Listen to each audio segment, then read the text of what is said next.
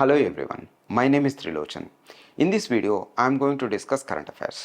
Current అఫైర్స్లో భాగంగా ఒక ఇంటర్నేషనల్ రిలేషన్స్ టాపిక్ని నేను ఇప్పుడు డిస్కస్ చేయబోతున్నాను. అదేంటంటే Iran's nuclear programme. So Iran's nuclear programme గురించి నేను చెప్పేయడానికి ముందు ఒక చిన్న అనౌన్స్మెంట్ అండి. I'm going to launch one separate platform with English medium module and Telugu medium module.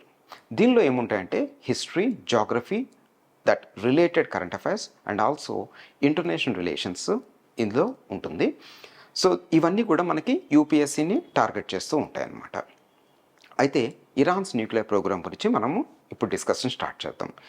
Iran's nuclear programme అనేది 1950స్లో స్టార్ట్ అయింది. అప్పుడు ఇరాన్స్ లాస్ట్ రూలర్ ఎవరంటే ఇరాన్ రాజు అని అంటాము. Iran's last Shah Mohammad Reza Pahlavi. So అతనికి యుఎస్ తోటి మంచి రిలేషన్స్ ఉన్నాయండి. So because of that US had a very good agreement. అదేంటంటే సివిల్ అగ్రిమెంట్ అనేది చేసుకుని ఇరాన్స్ న్యూక్లియర్ ప్రోగ్రామ్కి అక్కడ ఇనిషియేషన్ అనేది జరిగిందండి. ఆ ఇనిషియేషన్ తోటి Iran began with research reactors. ఆ రీసెర్చ్ రియాక్టర్స్ ఎక్కడెక్కడ ఉన్నాయంటే ఇప్పుడు ప్రస్తుతం ఇరాన్స్ రీసెర్చ్ రియాక్టర్స్ టెహ్రాన్లో ఉన్నాయి, తర్వాత రామ్సార్లో కూడా ఉన్నాయండి, తర్వాత బోనాబ్ అనే ప్లేస్లో కూడా ఉన్నాయి. It was in the year 1968 Iran NPT మీద సైన్ చేసిందండి. What is NPT? ఎన్పిటి అంటే న్యూక్లియర్ నాన్ ప్రొలిఫరేషన్ ట్రీటీ. ఇది 1970లో ఇంప్లిమెంట్ అవ్వింది. ఎందుకంటే Iran ratified it in the year 1970. మరి what is the objective of NPT? Non proliferation treaty మీద ఉన్న మెయిన్ క్లాజ్ ఏంటంటే Iran has to declare its stockpile. Nuclear స్టాక్ పైల్ని డిక్లేర్ చేయాలి ఎంత ఉంది అనేది. దాంతోపాటు it has to allow IAEA అంటే ఇంటర్నేషనల్ అటామిక్ ఎనర్జీ ఏజెన్సీకి సంబంధించిన ఇన్స్పెక్టర్స్ని అలౌ చేయాలి. So that stockpile should be kept under the supervision of IAEA. IAEA అనేది ఎక్కడుంది అంటే వియన్నాలో ఉంది. ఓకే, అందులో 35 బోర్డు మెంబర్స్ ఉన్నారనమాట. సో ఇదేంటంటే న్యూక్లియర్ వాచ్ డాగ్. సో మనకి ప్రపంచంలో ఉన్న అన్ని న్యూక్లియర్ ఫెసిలిటీస్ని ఐఏఈఏ కంపల్సరీగా చూస్తుంది. In case almost more than 190 countries are signatories. మనకు ముఖ్యంగా ఎవరెవరు సైన్ చేయలేదంటే పాకిస్తాన్, ఇండియా, నార్త్ కొరియా, వీళ్ళెవరు కూడా సైన్ చేయలేదు. అంతకుముందు నార్త్ కొరియా సైన్ చేసింది, but it came out of that particular NPT నుంచి బయటకు వచ్చేసింది. అయితే ఇరాన్లో ఉన్న న్యూక్లియర్ ఫెసిలిటీస్ అంటే న్యూక్లియర్ సైట్స్ ఏమేమి ఉన్నాయంటే అందులో నతాంజ్ అనేది ఒక ఇంపార్టెంట్ ఫెసిలిటీ, తర్వాత ఫోర్దో అనేది ఇంకొక ఫెసిలిటీ అండి, అరాక్ అనేది ఒక ఫెసిలిటీ, తర్వాత బుషేహెర్ అనేది ఇంకొక ఫెసిలిటీ, ఇస్ఫహాన్ ఇది ఇక్కడ 2 ఫెసిలిటీస్ ఉన్నాయన్నమాట, తర్వాత ఆర్దఖాన్. ఈ విధంగా ఇరాన్లో న్యూక్లియర్ ఫెసిలిటీస్ ఉన్నాయి. తర్వాత పార్చిన్ అనే ఇంకొక ప్లేస్ ఏంటంటే అది మిలిటరీ రియాక్టర్, ఒక మిలిటరీ రీసెర్చ్ రియాక్టర్ పార్చిన్ అనే ప్లేస్లో ఉన్నాయి. ఇది టెహ్రాన్ దగ్గర ఉందన్నమాట. సో ఇవన్నీ ఫెసిలిటీస్. అయితే ఇరాన్కి ఒక సీక్రెట్గా వెపన్ డెవలప్మెంట్ ప్రోగ్రామ్ ఉంది అనేది అందరి అనుమానము. దానిలో భాగంగా ఇక్కడ ఐఏఈఏ ఇన్స్పెక్టర్స్ ఏం చేశారంటే they found nuclear particles, that is uranium particles at 2 places. ఆ 2 ప్లేసెస్ని ఇరాన్ ఎప్పుడూ కూడా అవి ఒక న్యూక్లియర్ సైట్స్గా డిక్లేర్ చేయలేదు. దోస్ 2 సైట్స్ ఆర్ వరామిన్, తర్వాత తుర్కుజాబాద్. ఈ 2 సైట్స్ని అసలు ఇరాన్ డిక్లేర్ చేయలేదన్నమాట, కానీ ఇక్కడ యురేనియం పార్టికల్స్ కనిపించినాయి. సో ఐఏఈఏ ఇన్స్పెక్టర్స్ ఏంటంటే ఐఏఈఏ అడిగేది ఏంటంటే ఈ ప్లేసెస్కి ఎక్కడి నుంచి ఈ న్యూక్లియర్ పార్టికల్స్ వచ్చినాయి, ఇప్పుడు ప్రజెంట్ మొత్తం ఆ స్టాక్ పైల్ అనేది ఎక్కడ ఉంది. It was in the year 2015. అప్పుడు US president Barack Obama Barack Obama and అంటే ఇక్కడ ఈ 3 కంట్రీస్ ప్లస్ యుఎస్. సో ఈ మొత్తం 4 కంట్రీస్ ఏం చేసినాయి అంటే, ఈ 3 కంట్రీస్ అంటే Britain, France and Germany. So they negotiated a deal with Iran. Iran తోటి ఒక న్యూక్లియర్ డీల్ అనేది వాళ్ళు నెగోషియేట్ చేశారు. That deal was successfully concluded. దాని పేరు ఏంటంటే joint comprehensive plan of action. Okay, ఈ డీల్లో ఉన్న ఇంపార్టెంట్ క్లాజెస్ ఒక్కసారి చూద్దామండి. ఇది సక్సెస్ఫుల్గా కంక్లూడ్ చేశారు. దీనిలో ఏంటంటే main thing, Iran has to keep some curbs on its nuclear programme. So ఎప్పుడైతే ఇరాన్ న్యూక్లియర్ ప్రోగ్రామ్ని ఆపటం జరుగుతుందో, ఎందుకంటే సీక్రెట్ వెపన్స్ ప్రోగ్రామ్ ఉంది అనేది అందరికీ అనుమానము, ఎప్పుడైతే అది ఆపుతుందో శాంక్షన్స్ని విత్డ్రా చేస్తారనమాట. So that was the first thing. So Iran has to put some curbs on its nuclear program in return for sanctions relief. That is the first thing. రెండోది ఏంటంటే Iran should not enrich uranium above 3.65%. 3.65% కన్నా ఎక్కువగా enrichment అనేది చేయకూడదు. ఇందులో ఒక clause. So ఇంకొక clause ఏంటంటే స్నాప్ బ్యాక్ మెకానిజం. ఈ స్నాప్ బ్యాక్ మెకానిజం అనేది ఒక ఇంట్రెస్టింగ్ క్లాజ్ ఉందండి. ఇక్కడ in case if Iran is not adhere to the deal, it can impose sanctions. అయితే యుఎన్ సెక్యూరిటీ కౌన్సిల్ శాంక్షన్స్ని ఇంపోజ్ చేయాలి అని అనుకున్నప్పుడు ఎవరైనా సరే permanent member can veto it. కానీ స్నాప్ బ్యాక్ మెకానిజంలో ఉన్న స్పెషాలిటీ ఏంటంటే even permanent member can not veto it. వాళ్ళు వీటో చేయలేరన్నమాట. కానీ ఇది 2015లో జరిగిన డీల్ ఇది. సో 2025 అక్టోబర్ వరకు మాత్రమే ఇది ఉంది. అంటే ఈ స్నాప్ బ్యాక్ మెకానిజం అనేది 2025 అక్టోబర్ కల్లా ఎండ్ అయిపోతుందన్నమాట. ఈ లోపల వాళ్ళు గనక అంటే యుఎస్ తర్వాత ఈ 3 కంట్రీస్ ఏదైనా సరే వాళ్ళు శాంక్షన్స్ని ఇంపోజ్ చేయాలి అని అనుకున్నప్పుడు దే కెన్ ఇంపోజ్. సో ఎవ్వరు కూడా దాన్ని ఆపలేరనమాట. అయితే ఇక్కడ ఇంట్రెస్టింగ్ థింగ్ ఏంటంటే ఇది 2015 ఒబామా టైంలో జరిగింది. సో 2017లో యుఎస్ ఎలక్షన్స్ అప్పుడు కొత్తగా మళ్ళీ డొనాల్డ్ ట్రంప్ అప్పుడు ఫస్ట్ టైము ప్రెసిడెంట్గా అయినప్పుడు ఇమ్మీడియట్గా he started pursuing a different type of policy, that is maximum pressure policy. So ఆ మ్యాక్సిమం ప్రెషర్ పాలసీలో భాగంగా ఏం చేశాడంటే he unilaterally withdraw from the deal. ఎప్పుడైతే ఇందులో నుంచి ఇట్లా బయటకు వచ్చాడో he cannot go with snap back mechanism. ఎందుకంటే ఆ డీల్లో మెంబర్ కానప్పుడు స్నాప్ బ్యాక్ మెకానిజంని తీసుకురాలేరు. సో ఓన్లీ ఈ 3 countries can go with snap back mechanism. వాళ్ళ దగ్గరే ఆ అధికారం ఉంది. సో ఆయన బయటికి వచ్చి డొనాల్డ్ ట్రంప్ ఇంకా ఏం చేశాడు, he forced other nations not to buy oil from Iran నుంచి ఎవరు కూడా ఆయిల్ కొనద్దు అని చెప్పి ఫోర్స్ చేశాడు. సో ఇంకొకటి ఏంటంటే యుఎస్ శాంక్షన్స్ తన యూనిలేటరల్గా శాంక్షన్స్ని ఇంపోజ్ చేయడం జరిగింది. సో దాంతో మొత్తం ఎకానమీ ఇంకా డౌన్ అయిపోయిందండి. ఎప్పుడైతే ఇలా యూనిలేటరల్గా బయటికి వచ్చి శాంక్షన్స్ని ఇంపోజ్ చేశాడో యుఎస్ ప్రెసిడెంట్ డొనాల్డ్ ట్రంప్, ఇమ్మీడియట్గా అది ఎప్పుడు జరిగింది, 2018లో జరిగింది.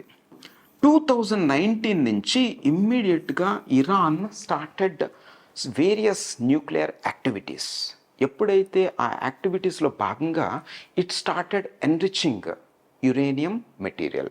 యురేనియంని మొత్తం కూడా ఎన్రిచ్మెంట్ చేయడం స్టార్ట్ చేసింది. యాక్చువల్గా 3.65% కన్నా అబోవ్ ఎన్రిచ్మెంట్ అనేది చేయకూడదు అనేది ఇందులో భాగం. ఎప్పుడైతే ఇట్లా జరిగిందో శాంక్షన్స్ని ఇంపోజ్ చేశారో ఇమ్మీడియట్గా దాన్ని ఆల్మోస్ట్ 60% ఎన్రిచ్మెంట్ గ్రేడ్ వరకు తీసుకెళ్ళిపోయారండి. So Iran introduced so many cascades, that means group of centrifuges ఏంటంటే ఎన్రిచ్మెంట్కి యూజ్ చేస్తారనమాట. So it has got advanced centrifuges as well. So ఈ అడ్వాన్స్డ్ సెంట్రిఫ్యూజెస్ వల్ల ఇక్కడ 60%కి ఇక్కడ ఎన్రిచ్మెంట్ జరిగింది కదా, it is just behind the weapons grade enrichment అనమాట. వెపన్ తయారు చేయాలంటే 90% ఉండాలండి. 90% ఉండాలి ఎన్రిచ్మెంట్ అనేది. సో ఇక్కడ 60% వరకు వచ్చింది కదా. ఇక్కడ మొత్తము IAEA ఇమ్మీడియట్గా so it started thinking about how to curb its nuclear programme. ఎందుకంటే ఇక్కడ ఏదైనా యాక్షన్ తీసుకుని ఇమ్మీడియట్గా ఈ స్నాప్ బ్యాక్ మెకానిజంని ఇంప్లిమెంట్ చేసి ఇక్కడ కర్బ్స్ మొత్తం శాంక్షన్స్ని ఇంపోజ్ చేయాలనేది వీళ్ళ ప్లాను. సో అదర్వైజ్ తర్వాత శాంక్షన్స్ని ఇంప్లిమెంట్ చేయాలంటే రష్యా మే వీటో ఇట్. ఎందుకంటే Russia is developing a close relationship with Iran తోటి మంచి రిలేషన్షిప్ అనేది రష్యాకి ఉందండి. సో దానివల్ల ఇది ఒక అర్జెన్సీ అనమాట. ఎందుకంటే ఇప్పుడు 2025 అక్టోబర్ లోపల ఇది కంప్లీట్గా ఎండ్ అయిపోతుంది, ఎక్స్పైర్ అయిపోతుంది ఈ snap back mechanism and also this deal. So అందరి ఆలోచనలు ఇప్పుడు ఇది. సో అయితే most of the countries like E3 countries are thinking about the diplomatic solution. They are using all diplomatic tools to bring end this programme. Nuclear secrets weapon development programme అనేది ఇక్కడ implement చేస్తున్నారు అనమాట. E3 countries ఇవన్నీ కూడా ఏంటంటే ఇప్పుడు they are using all diplomatic tools to put an end to this weapon development programme. అయితే ఇక్కడ ఎప్పుడైతే ట్రంప్ మ్యాక్సిమం ప్రెషర్ పాలసీని ఇంప్లిమెంట్ చేస్తూ ఉన్నాడు, ఆ టైంలో he came up with different options. Trump యూనిలేటరల్గా బయటకు వచ్చేసిన తర్వాత Joe Biden next US president అయ్యాడండి. సో జో బైడెన్ ఏం చేశాడంటే he just wanted to continue the legacy of Trump. మరి ట్రంప్ మ్యాక్సిమం ప్రెషర్ పాలసీతో పాటుగా he came up with the different options. Okay, so his West Asian policy is completely different. అయితే 2020లో Trump ఏం చేశాడంటే he came up with Abraham Accords. ఆ Abraham Accords అనేవి దేన్ని target చేసుకుంటూ పెట్టారు? ఇదేంటంటే they just wanted to normalise the ties between Israel and Arab nations. So Arab నేషన్స్లో మెయిన్ లీడర్ ఎవరంటే సౌదీ అరేబియా. సౌదీ అరేబియాకి ఇజ్రాయెల్కి ఉన్న టైస్ అన్నిటిని కంప్లీట్గా నార్మల్ చేయడంలో భాగంగా so he came up with Abraham Accords. ఈ అబ్రహం అకార్డ్స్లో అంత సవ్యంగా జరుగుతున్న టైంలో ప్రెసిడెంట్ ట్రంప్ ఏం చేశాడంటే ప్రెసిడెంట్ ట్రంప్ ఇంకా కొన్ని వెస్ట్ ఏషియన్ పాలసీలో భాగంగా కొన్ని ఇంపార్టెంట్ డెసిషన్స్ అనేవి అతని టెన్యూర్లో తీసుకున్నారు. ఆయన తీసుకున్న డెసిషన్స్ అనేవి చాలా ఇంపార్టెంట్. ఒకటి, he shifted American embassy to Jerusalem. అంటే ఆటోమేటిక్గా జెరూసలేంని ఒక క్యాపిటల్గా అమెరికా రికగ్నైజ్ చేసినట్టు. సో యాక్చువల్గా జెరూసలేంని ఒక రెండుగా డివైడ్ చేసి ఒక భాగాన్ని పాలస్తీనాకి ఇంకొక భాగాన్ని ఇజ్రాయెల్కి ఇస్తారని చెప్పి పాలస్తీనా ఎక్స్పెక్ట్ చేస్తుంది. సడన్గా ఈ మూవ్ తోటి వాళ్ళు ఒక్కసారిగా షాక్ అయ్యారు. That was the first step. రెండోది ఏంటంటే ఇజ్రాయెల్ ఇల్లీగల్గా ఎనెక్స్ చేసుకున్న ఒక రీజియన్ ఉంది. ఆ రీజన్ ఏంటంటే సిరియాకి చెందిన గోలాన్ హైట్స్.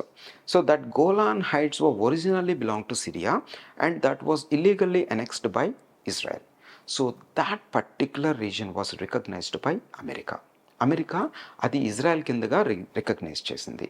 సో ఇవి కాకుండా even Trump ordered the assassination of Soleimani. ఆయన ఎందుకు మెయిన్ అంటే he was responsible for the development of Houthis and he was responsible for the development of Hezbollah and he was responsible for the development of Hamas. ఇలా అన్ని దేశాల్లోనూ Iran తన ఇన్ఫ్లుయెన్స్ని పెంచుకోవడానికి సోలమేని చాలా important. So ఇవన్నీ కూడా ట్రంప్ అడ్మినిస్ట్రేషన్ టైంలో జరిగింది. సో అలాంటి టైంలో జో బైడెన్ మళ్ళా అమెరికన్ ప్రెసిడెంట్గా అయినప్పుడు ఏం జరిగిందంటే జో బైడెన్ ఇమ్మీడియట్గా continued the policy of Donald Trump. He emphasized more on normalization of ties between Israel and Arab nations. అంటే అబ్రహం అకార్డ్స్కి చాలా ఇంపార్టెన్స్ ఇవ్వడం జరిగింది. అలాంటి టైంలో October 7th, 2023 ఆ రోజు ఏం జరిగిందండి? హమాస్ ఇజ్రాయెల్ మీద మిసైల్ అటాక్ చేశారు. దాంతో ఏంటంటే immediately Israel began retaliative war. So America ఇమ్మీడియట్గా సపోర్ట్ చేసింది. Joe Biden supported Israel. It is no way interested in escalating this war into a regional war. America cease fire గురించి మాట్లాడుతుంది కానీ but it is not forcing Israel to end this war. కానీ America support ఉంది అని చెప్పి అది అక్కడితో ఆగకుండా it started attacking in a different fronts, like it started attacking Hezbollah in Lebanon, it started attacking Iran, the military facilities. It was like a set back to Iran's influence in this reason. అదే టైంలో ఇరాన్కి ఒక మంచి ఎలా ఎవరు అంటే ఈ బషార్ అల్ అసద్, ఆయన regime అనేది కంప్లీట్గా కొలాప్స్ అయిందండి సిరియాలో. So that was also another dent on its influence. There are two schools of thought in Iran. So ఒక స్కూల్ ఏంటంటే it is focusing more on diplomatic solution to this entire episode.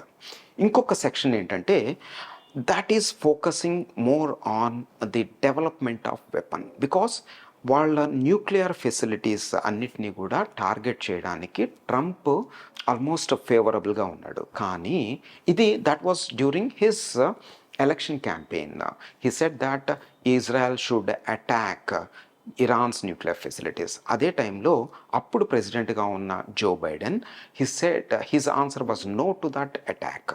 Trump second term ప్రెసిడెంట్గా అయిన తర్వాత మరి ఆయన stand ఎలా ఉండబోతుంది అనడానికి ఒక బెస్ట్ ఎగ్జాంపుల్ ఏంటంటే he immediately deputed Elon Musk to negotiate with Iran's ambassador to United nations. So అది ఒక ఇండికేషన్ అనమాట. Trump has got two important things. ఒకటి ఏంటంటే during his election campaign he promise that he wanted to reduce cost of living in America. So అమెరికాలో cost of living తగ్గించాలి అంటే he should not indulge in the war with Iran.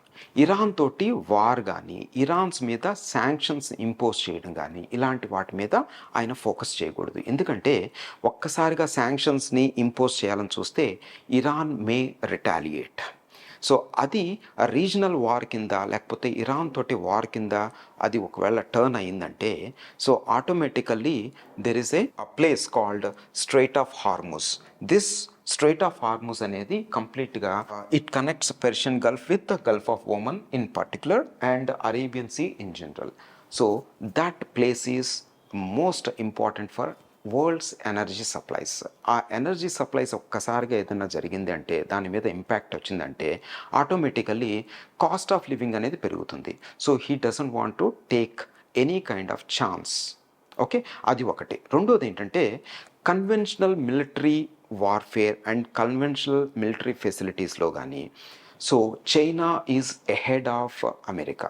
So అందుకని America's conventional military facilities and మిలిటరీని ఇంకా strengthen చేయడానికి American president is more focusing on that.